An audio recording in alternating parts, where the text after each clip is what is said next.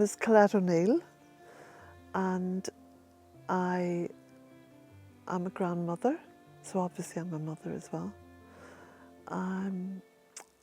I started the Bealtaine project, as it's now called, in the year 2004, taking an old cottage and 3 acres of very monocultured land on a north-facing slope and trying to turn it into something which, to my mind's eye, would become the Garden of Eden. I'm now sitting in it. I was born in 1955 in Omagh, County Tyrone, and I left home at a young age and went to London. Spent 30 odd years in London. I had my family in London. Always been interested in growing.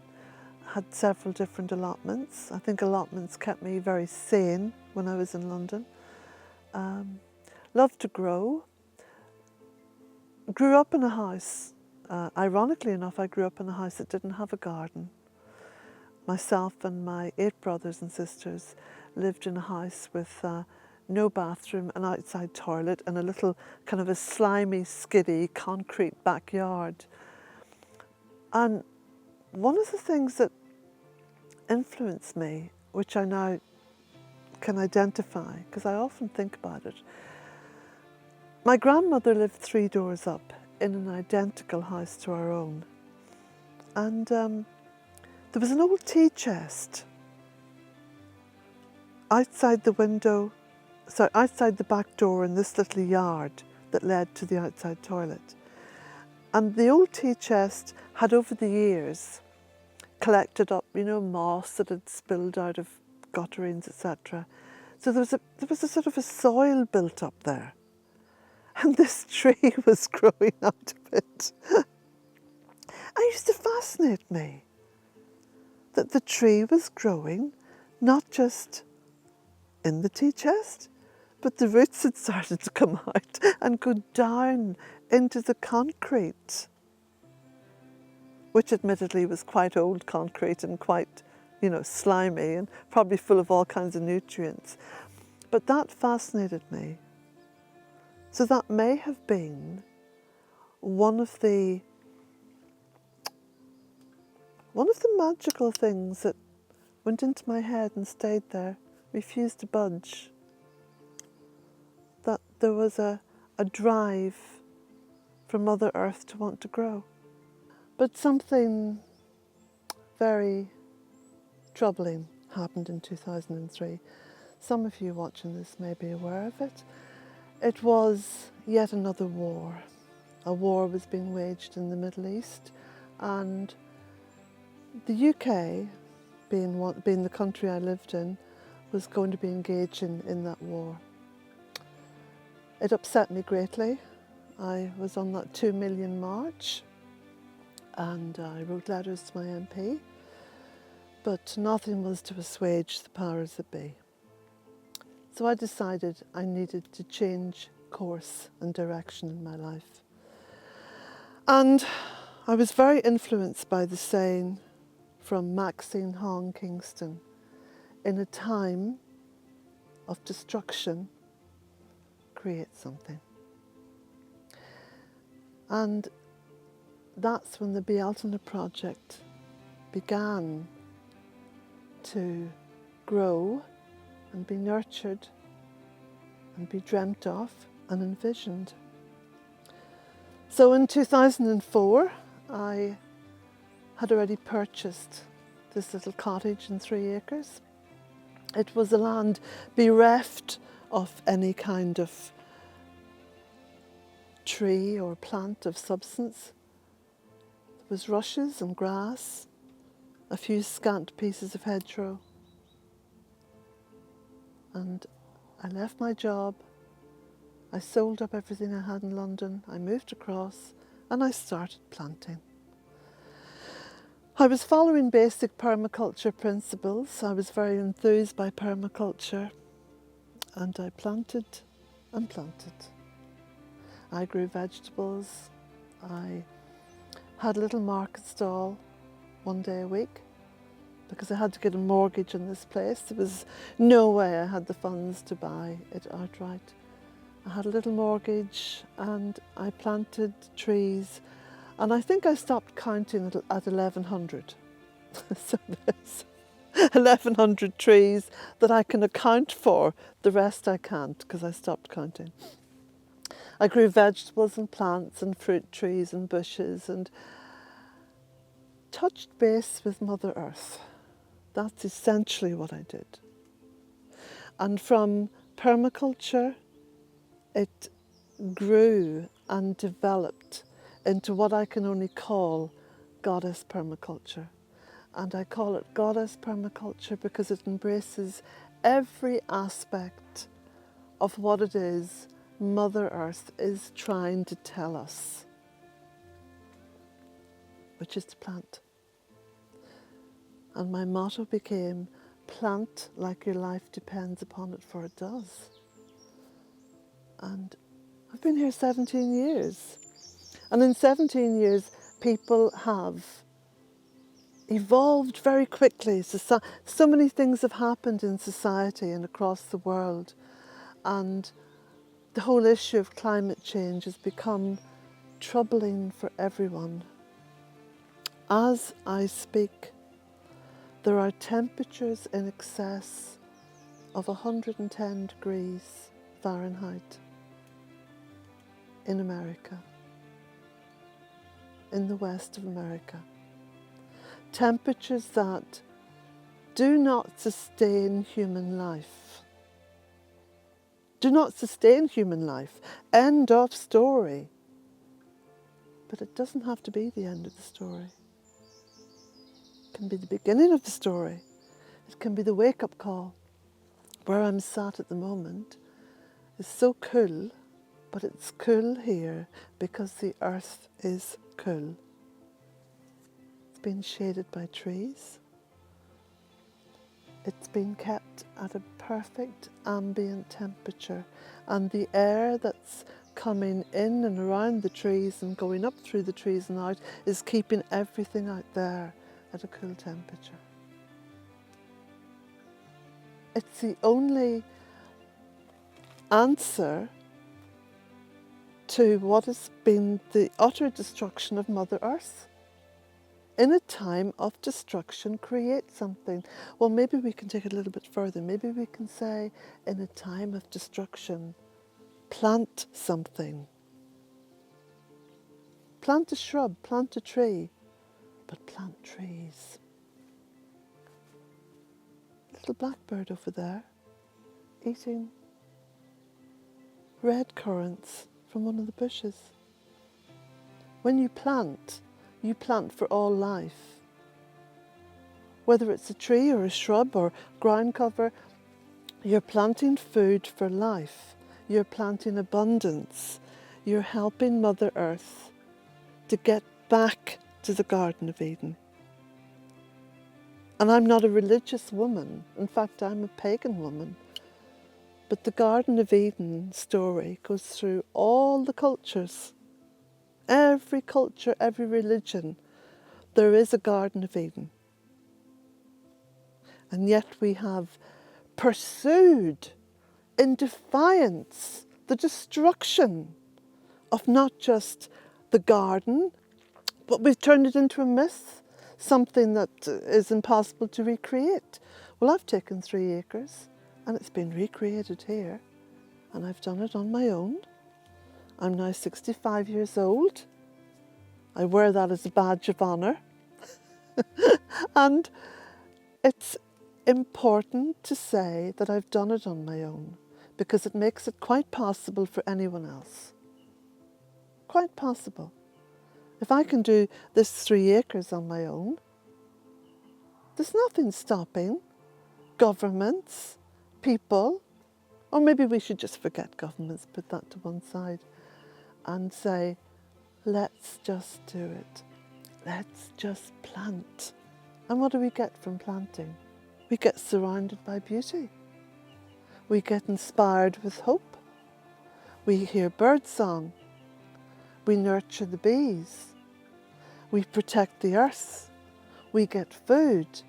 we get colour, we get the Garden of Eden. So I'll move on a little bit. We'll see that as the end product, although it isn't the end product, because of course I'm living in the Garden of Eden now, and hopefully I'm nowhere near my end, so I should be here for quite a good time to come. But it's all the stuff along the way that you do to create this. You end up engaging in such a spiritual journey that it becomes emotionally overwhelming at times. Yes, you walk amongst trees and you are touched by their energy, and it is emotionally overwhelming because you suddenly realise how much you've missed, how much you could have done. So prepare to be emotionally overwhelmed. Prepare to change your outlook on virtually all aspects of your life so far. Once you start this journey, there's no going back. It becomes, I suppose it would be easy to say it becomes an obsession, but it's not an obsession. But it is overwhelming. It is what you dream about. It is what you wake up in the morning to. It is what you go to bed at night thinking about. And aspects of life that seem so terribly devastating before, like the death of a loved one, start to go into perspective. Like my parents, who I love very, very much, and who loved this place, died so many years ago. I don't recall their anniversary. I can't tell you how many years ago it was they died, because they're here and they walk with me, and some days they actually chat with me, and it's a pathway that takes you on a spiritual awakening. So when in 2012 there was this big build up to 2012, we all talked about, you know, the awakening, things were going to change, and it happened. It happened here. It happened for many people. And it continues to happen. And we are awakening. We are awakening to what it is that needs to be done. We've got to stop talking about climate change, because that seems like something above and beyond us. It's a bit like talking about the invasion of the Middle East.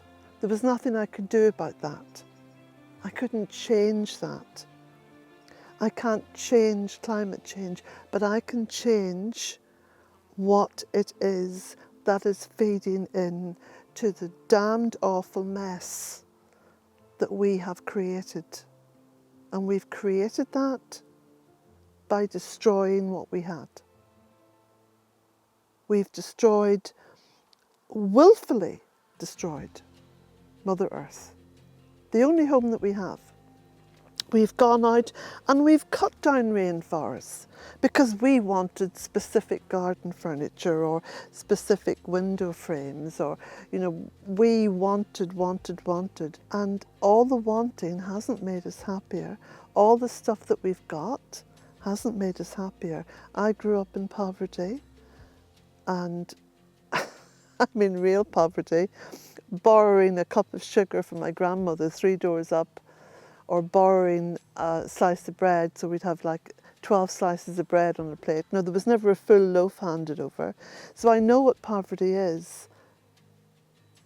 Going through the years of excess, as I call them, from the 1970s specifically up to now, they have been the decades of excess. They have not made us happier. The happiness index, if it could ever be measured, which of course it's not, because we go on a financial and economic index to measure our well-being, the happiness index has fallen. I know it's fallen. because so many people are now on prescriptive drugs to keep some form of sanity going in their heads.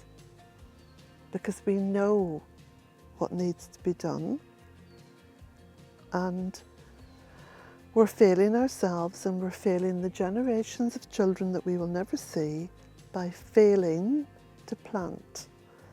So it's my only message. It's my only message. And Goddess Permaculture is about allowing Mother Earth to be abundant. To be abundant. We think abundance comes from the bank. It doesn't. It does not. Abundance comes from allowing Mother Earth to nurture us. And she nurtures us by being abundant. It's what all good mothers do, isn't it? We nurture our children. We try to provide them with whatever it is they need. She's been trying to provide us with what we need, and we keep kicking her back and saying, no, we don't want that. No, we'll clear those forests. We'll have monoculture crops. Yes, we'll get iller and fatter and sicker and more depressed and more upset, and knowing that we are destroying everything for our children. Very occasionally I talk. Most of the time I walk. I'm busy doing it and feeling a great sense of fulfillment and, well, just happy. I consider myself a happy person. I live in a sense of enchantment. I'm beginning to see things in all kinds of different ways. People talk about, well, I used to talk about the universe. I now talk about the multiverse, because I realise that there's so many different levels of life going on around me. Even just the visual. Where this camera is, I look down and I see little insects moving. They're down there in a little world that I don't know anything about. I can see it. They're probably looking up and I don't make any sense to them. So even within that, there is a multiverse going on. I often think about what would be the most important takeaway from Bealtaine Cottage. If I could give you one takeaway, what would it be? Well, I could ask you to plant. I could talk about the importance of trees. I could encourage you to look at the earth in a different way. But I think I can just keep it really, really simple. And it's something I've said before, and I often say on social media. Think about how you're living. You're probably living on Mother Earth. Start to envision how it is you'd be happiest living, which is to live with Mother Earth. Because once you regard her as the mother, the source of all life, the great goddess, Gaia, whatever name you want to give her, you begin to see things differently. And that would be the greatest takeaway gift I could give you.